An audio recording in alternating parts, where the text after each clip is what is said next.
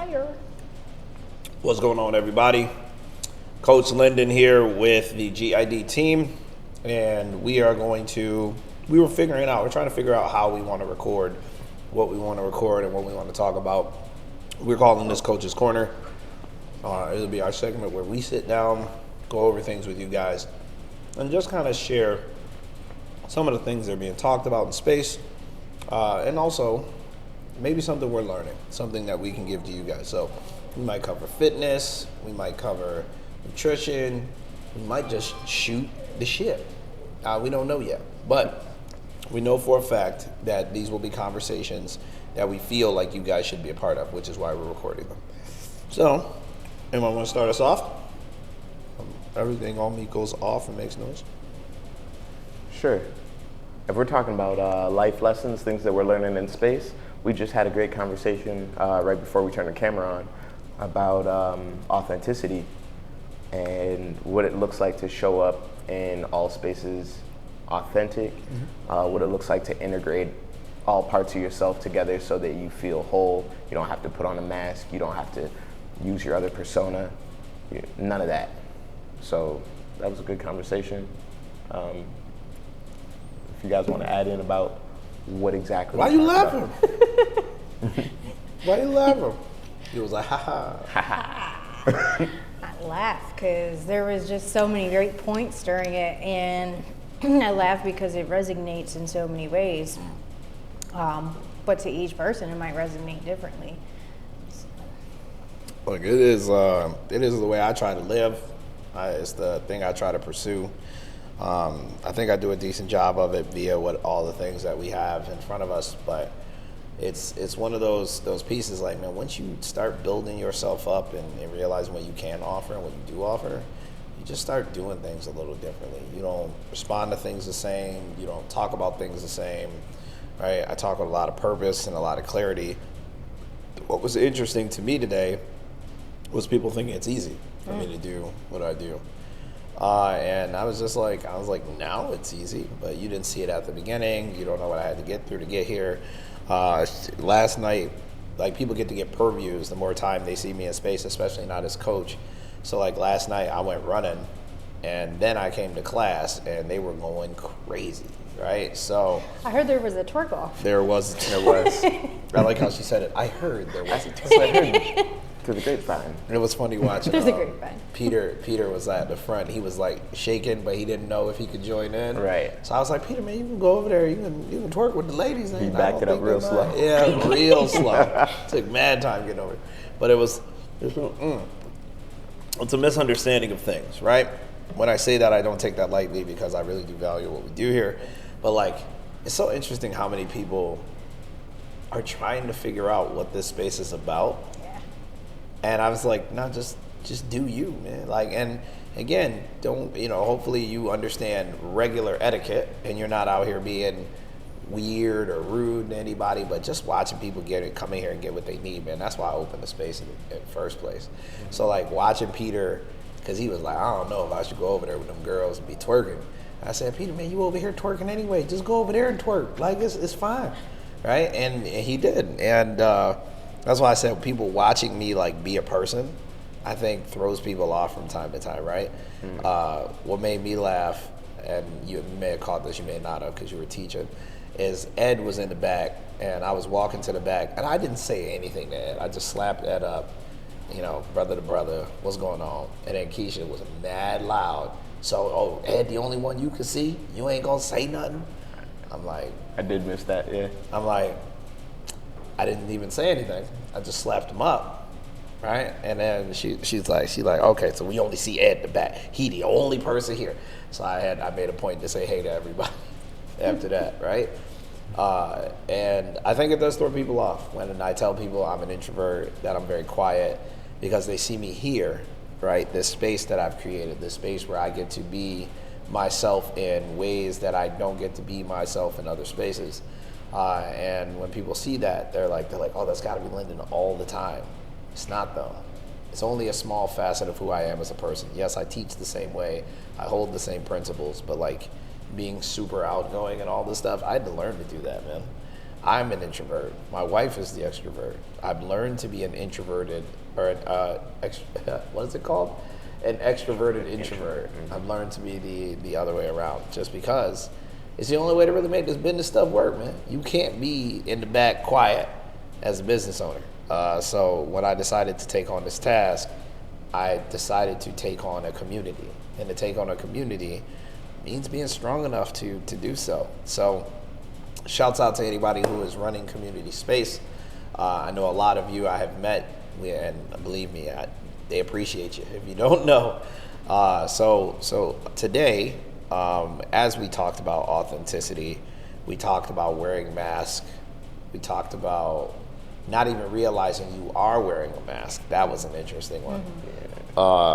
And the whole thing's like, it's just so, again, we're a physical fitness center. Why people keep coming in here and getting everything outside of fitness? Now they're getting this word, but like a lot of people don't come in here, and this is gonna sound crazy, but I mean this. The average person who's fat isn't because they're eating too much. It's just it's a small part of a larger problem, right? You're depressed. That's probably why you eat too much, right? So realizing that people's mental health was tied to it is what made us do the approach we do now. Fair? Holistic. Yeah. So my question to each of you, or what I would say in conversation, like, what's one thing you think you learned this week with what we've had to experience this week? Something that the clients or people who are watching these videos could benefit from? I'll go first. A lesson that's been coming up this past week for me is patience with people. Realizing that a lot of the time, just seeing people for who they are, even if they don't want to be seen, and speaking to them from that point helps them come to certain conclusions. It helps me grow at the same time faster than it would for me to react to the things that people do or the things that people say. Sometimes it's out of line. Just having patience with myself, having patience with that person, and not leaving. The reactionary thing a lot of the time would be to respond, probably not in the best way you want to, and then leave. That would be mine. Distance myself from that person, and I'm realizing what I want to do is show love to a community. I want people to see my light, and in order to do that, it requires patience. It requires me staying in hard situations for long periods of time sometimes. Okay. Mine is something I was just sharing with you a little bit more in depth about it. And I have not opened up necessarily to a lot of people about things that I've been going through the past couple months. The universe has a weird way of pulling things in and letting you know, like, this is a thing. Embrace it. And I think one of the biggest things that I've been kind of hit with this week, and I think this can relate to so many, is the I get to attitude. So for those who don't know, back in January, I was in a car accident that ended up totaling my car. This is my second one within a year, and it left me with another severe concussion, so my second one of those within a year as well. This time, there's a lot of different things that happened for me, and I've been struggling on all different levels. I haven't been able to be in space, and that alone has made me to think a lot mentally, and kind of have to play a part in where my mental health is, not being able to have that outlet every day. Outside of that, there's the medical side of things that I've been going through. Because of my concussion, I now have to see a neurologist as well as 3 other specialists for my memory. My memory has not been the same, and it's been very difficult. And I struggle with that. I struggle with not being the person I was before my injury. And life causes so much change. You're never supposed to stay stagnant. Change is something that comes all the time, and we can embrace it or we can challenge that change. And I think one of the biggest things that ties into it is embracing that change. I was hit yesterday at the appointment with my memory therapist, and she told me that I may have to acknowledge I might not be the person that I was prior to my injury. And that hit me like a ton of bricks. It was really hard to accept because I had worked so hard to get where I was. And I didn't feel like it was something that I could get out of or grow with. But it felt like I took a big step backwards. And I had to sit down, and it's crazy because it's not just one person necessarily that has said this to me, but it took somebody medically looking me in the face and being like, hey, this is what's happening, for me to acknowledge what others around me have been saying. Coming in space and having conversations with yourself, you've also said it. I'm still blessed. I get to wake up every morning. I get to see my children do the things that they do. I still get to be here when I can. I still have choices that I can make on a daily, and it doesn't mean that this is an end-all be-all. And I think that a lot of people, including myself, struggle with that. We look at things a little bit differently and don't see the silver lining in that. But if we can embrace the I get to attitude, it makes a world of a difference. So now instead of saying like, I'm not that person anymore, and staying in that mental space of, I can't come out of this, I get to grow with this, and I get to be better. And I think that that's just something that is a big lesson right now. Solid. That's good. The biggest wins come from the darkest places. Honestly, I think they do. So like a lot of people see the small things, right? And they see the victories, right? But they don't know what it took to get to those victories. So a lot of the times that's what people focus on. They focus on the win. Social media does us no justice in that regard. There's a lot of wins. There's not a lot of losses. There are places that are sharing losses, just not nearly as many that are sharing wins, right? And it's a sad thing, right? Like we know in the gym in and of itself, you know, people are like, man, I want to do this new workout with all this crazy movement, and I want to do the thing. And they're like, but I want to lose weight. And I'm like, well, losing weight is boring. Building muscle is boring, right? It's the monotonous stuff that nobody wants to do but understands they should be doing that builds muscle, right? To lose body fat looks like being consistent. Being consistent is being boring, right? It's not doing brand new fun movements every single day. It's doing the boring things. So your current chapter sticks out to me the most just because of how it's run and how it's formatted. Look, there's nothing wrong with going through something, right? There's everything wrong with staying in that something. And that's what I think the doctor, myself, like people telling you you are changing or that things won't be the same is to acknowledge that there's a path to change, not to say you will never get to this level. And I think a lot of people hear that and they immediately think you'll never be back to that level ever again. But when we speak from victory standpoint, like speak a thing and make it plain, I believe in that, right? It means, if you don't know, it means that you have the choice to literally say what you want. And don't sugarcoat it, don't hide it, just do it, right? You know how many radical stances I've taken in here? Just the other day, I was talking about how polygamy is bullshit, right? Like, and it's like, again, if you don't understand my heart, and you're more worried about how you feel, then you might miss what I actually am trying to say to you. I'm not saying that people shouldn't live a polygamous lifestyle. I'm saying people who live polygamy are usually very unhappy and they don't really live it. It's a space to go visit and have fun in. You get what I'm saying? You don't. It's so interesting to me that people think that they can hide behind titles and don't have to live in truth. You can't. You still have to live in truth. Yeah. The reality is still reality. You can't run from the reality. If you're depressed and hiding, it's not doing you any favors. Right? It's better to acknowledge that you are sad or whatever emotion you're experiencing, and then to work from that space. Yeah. So, I'm hoping.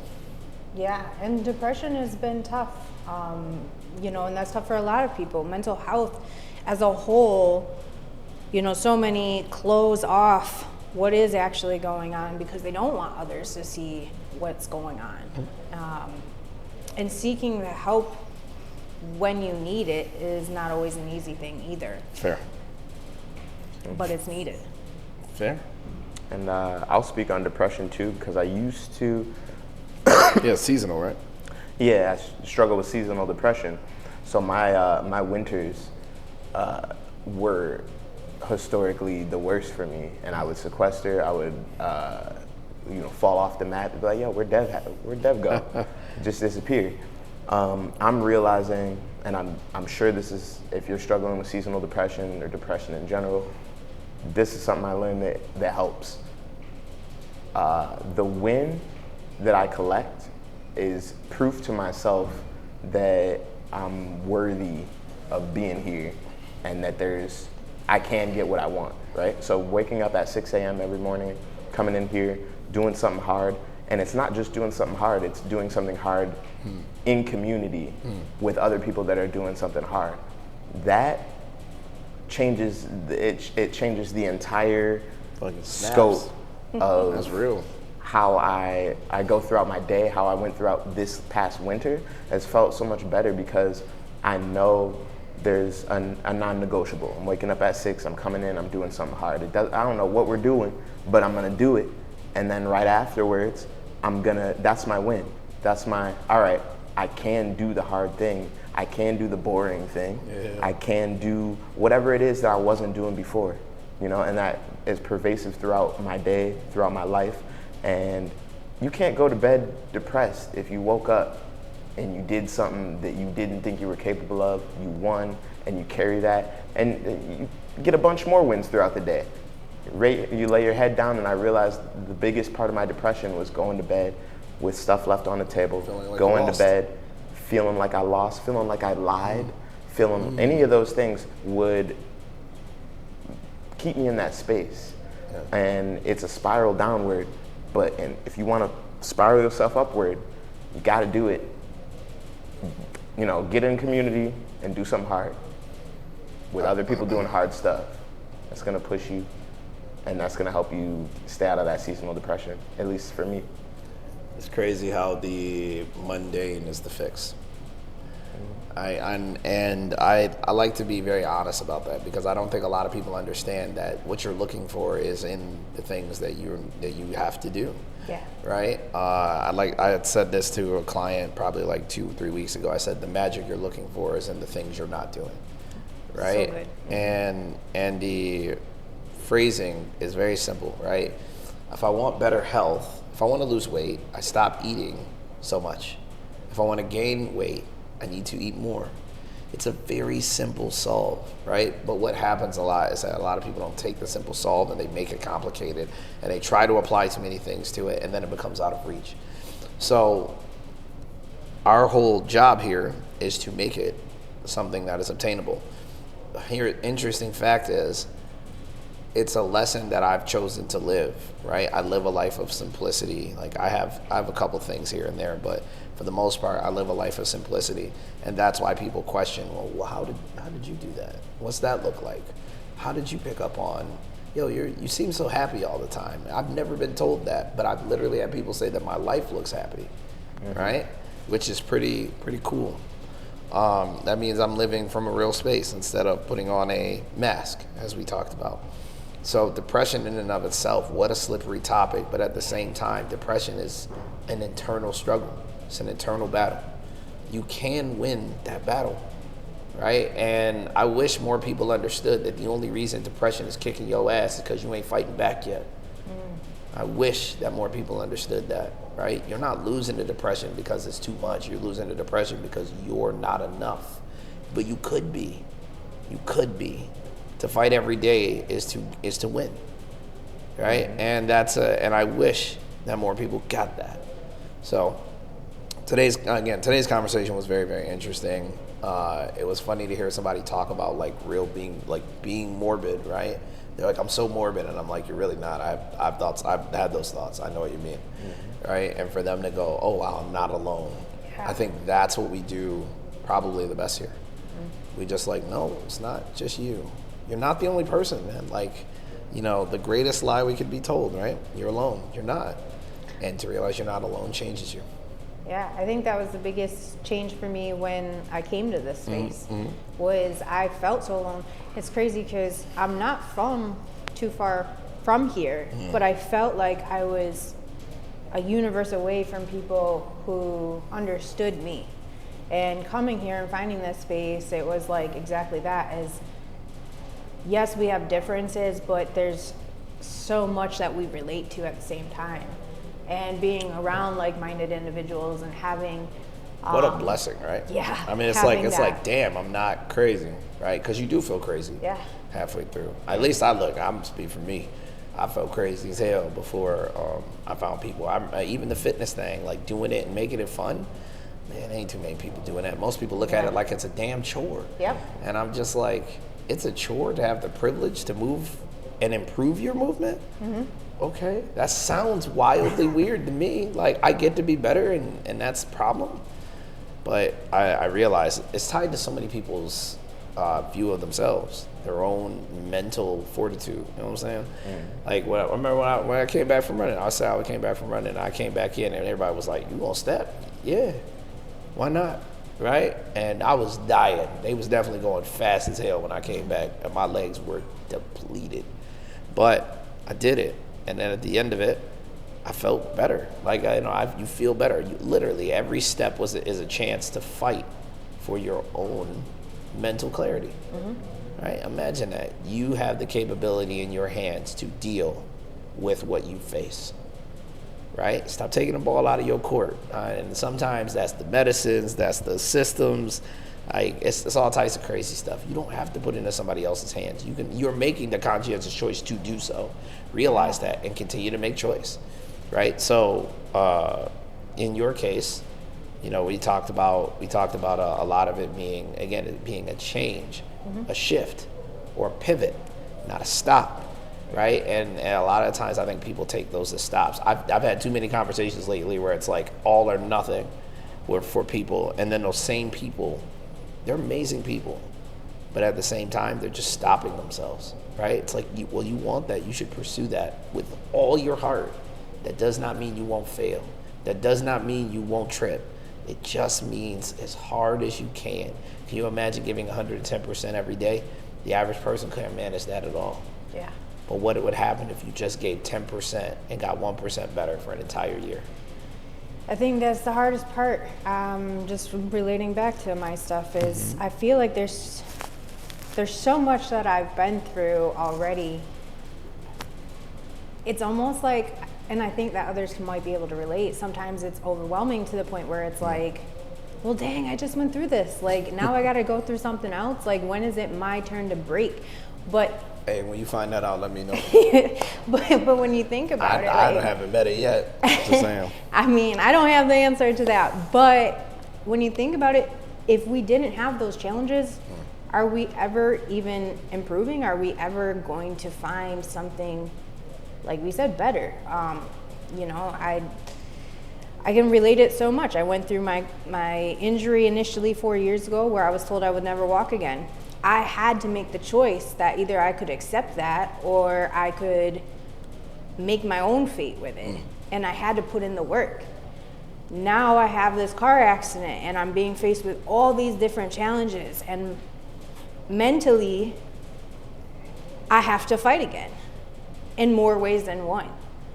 So if it means that I have to do these things where my kindergartner can probably do them better than I can right now, then I'm gonna put in that work every single day, because that means that I'm gonna be 1% better every single day. And it's just more of how we look at it that's going to change everything. The work you put in is the change you get to see. Yeah. How I explain it in classes and stuff like you got a checking and you got a savings, right? It sounds funny until you realize that your life is like a bank account. If you want to be more emotionally stable, then you have to put in stability. You can't just take out stability. So many people don't seem to understand that concept. It's like, again, it's money in a bank account. If I want to battle depression, then I need to do things that battle depression, right? I can't just be depressed and expect it to change. And the interesting part is so many people conform to like a pill or some type of substance in order to feel better. But just moving around, just getting out your house, like so many of us haven't seen light, real light, in days. Like, had it touch your skin outside of when you had to go outside. You wonder why you're depressed. You're spending literally most of your life trapped in dark boxes. Like, it's not that complicated if you look at it, right? If we could just simplify some of the things, people would be so much happier. That's my goal for the space. That's my goal for you guys. That's my goal for every client I have, is to make the difficult easy by showing you what it is. So I'm excited for what this new chapter is going to be. I don't know about y'all. I'm super excited. I'm excited. Where this is going to go is crazy to me. It all feels jumbled and in the air, right? It does. It feels jumbled. It feels in the air. It feels like I don't know what I'm doing. It's faith right now. That's right. It's taking a faith leap right and now. putting it in that something amazing is going to return, Superman even that- if we don't know what it is. Fair. And speaking of, I just want to bring up one more thing. Actually, probably a question posed to both of y'all. So I saw something about how a lot of society right now is revering rest or revering the chance to take a break, right? And the guy was talking about how everyone that he's seen accomplish their goals or win, get to where they want to be, had this vivacious mentality of go, I'm going to get it done. I'm going to keep going. And whenever you talk to them, it's like, what are we doing next? What are we doing next? And the people who were looking to accomplish their goals so that they could rest never got there. Yeah. So I think that's something to talk about, is coming off of what you were talking about. Is like, you have life hit you so many times. Those are the lessons that teach you. And we hear it all the time. Can you be knocked down and get back up?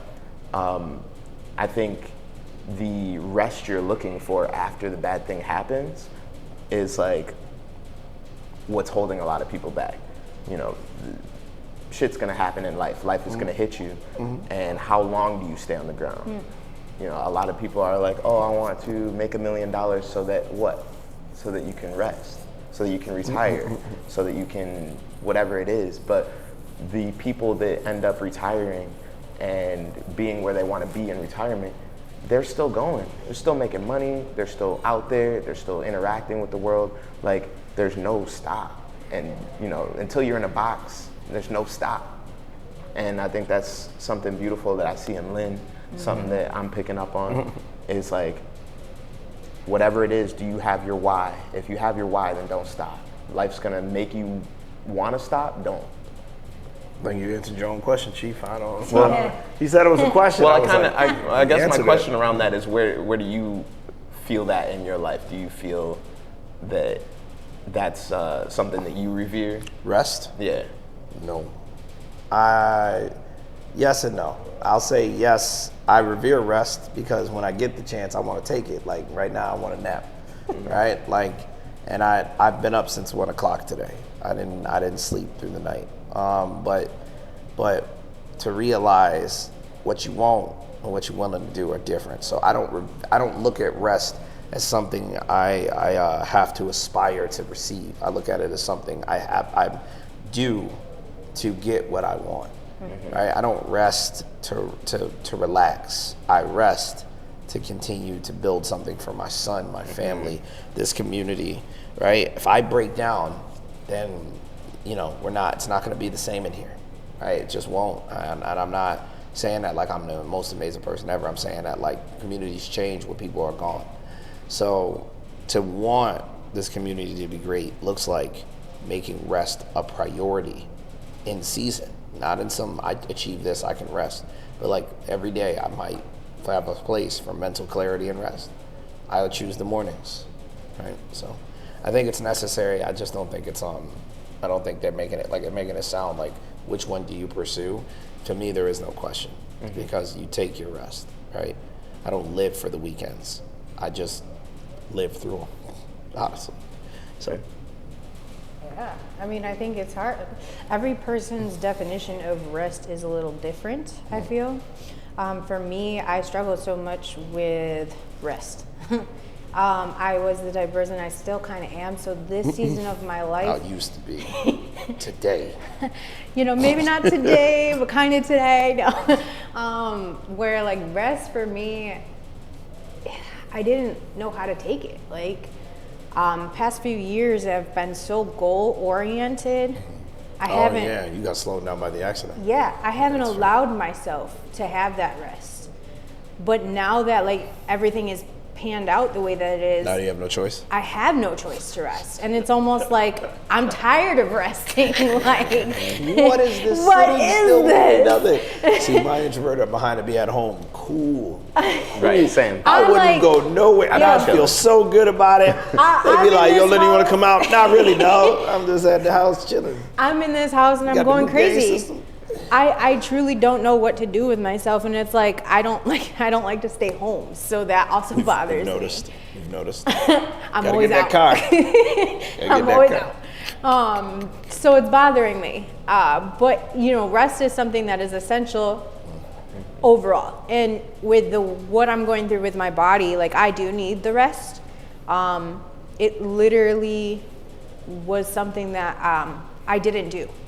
So I maybe got 3 hours if I was lucky a night. All right. And that like impacted me in a sense that now that I have this, I kind of have some clarity. Like my body is like telling me, no, I need to sleep a little bit more. Great question. You ready? That's great question. That brings up a great point.